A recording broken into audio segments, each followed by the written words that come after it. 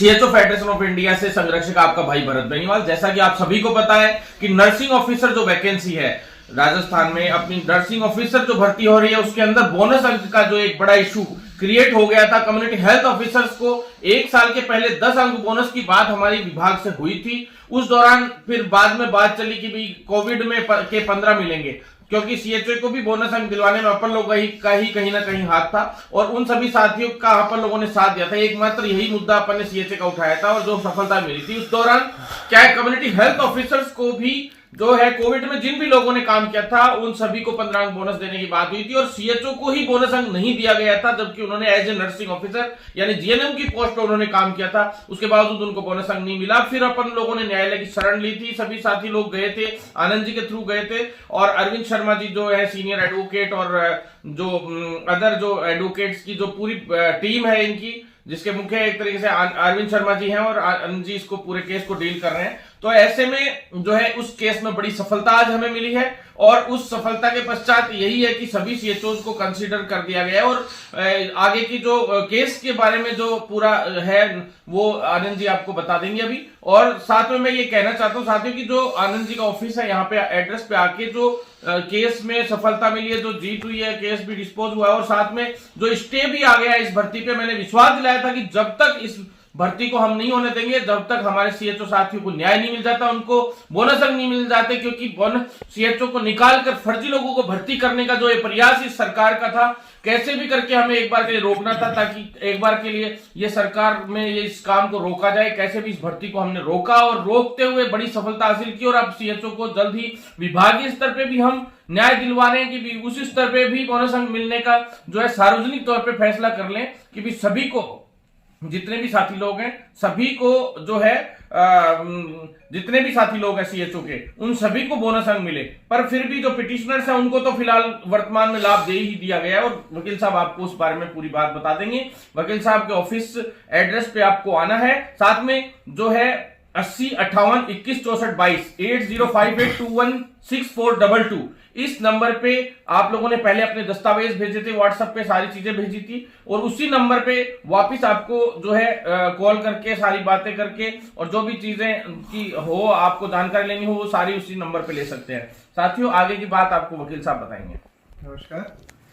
आज CHO bonus marks से related जो पिटिशन दायर की गई थी वो Babita Meena versus state of Rajasthan, writ number है 17471/2023, कोर्ट नंबर 13 आइटम नंबर 99 पे ये केस लगा हुआ था जो कि आज डिस्पोज हुआ है। उसमें फैसला हुआ है। फैसला पिटिशनर्स के हक में हुआ है। फैसला 5 पॉइंट्स में है, वो पांचों पॉइंट में आपको समझाने का प्रयास करता हूं। पॉइंट नंबर 1, माननीय न्यायालय ने ये आदेश दिया है कि सरकार जितने भी लोग कोविड का बोनस मार्क्स डिमांड कर रहे हैं उनका एक रूल बनाए कि किस किस को बोनस मार्क्स दिए जाएंगे और किस किस को बोनस मार्क्स नहीं दिए जाएंगे। पॉइंट नंबर 2, जितने भी पिटिशनर्स हैं खास करके सीएचओ जो हैं जिनके एक्सपीरियंस सर्टिफिकेट में नर्सिंग कार्य लिखा हुआ है उनके एक्सपीरियंस सर्टिफिकेट्स को कंसिडर किया जाएगा।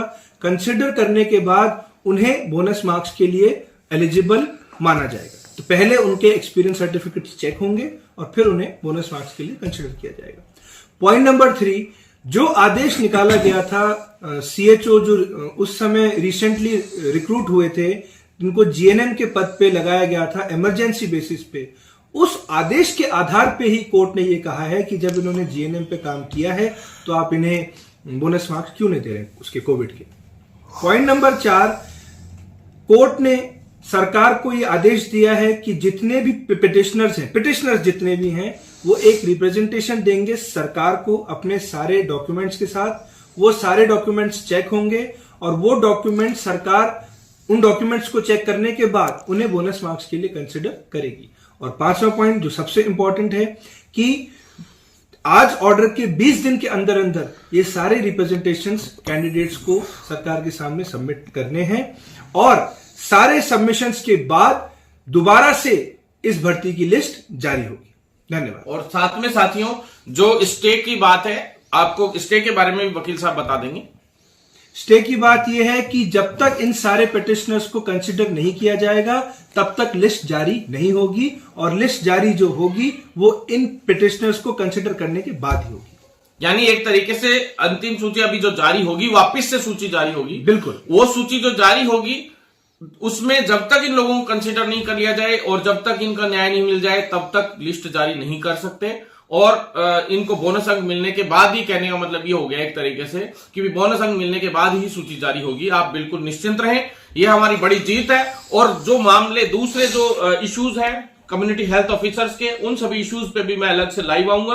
और बहुत जल्द आप लोगों से, अब चुनाव हो चुके हैं, ये 1-1.5 महीना हमने चुनाव में बिताया, हमने काफी लोगों को जिताया भी, और अब सरकार बनी है। हम चाहते हैं कि सरकार में अच्छे से हम इंटरफेयर करें और अपने सीएचओज को परमानेंट कराने का जो सपना है वो भी लगभग पूरा करें। और जो 40,000 वाला और जो जितने भी इश्यू हैं 32+8 का हो चाहे अदर इश्यूज हो, सभी इश्यूज पे मैं अलग से लाइव आऊंगा और जल्द ही सारे काम करवाने का काम हम करेंगे। एमडी साहब से भी हम मिले इस विषयों पे, और बाकी विषयों पे भी हम दिल्ली भी अब जल्दी ही एनएचएम के उच्च अधिकारियों और केंद्रीय मंत्री जी से हम मुलाकात करेंगे।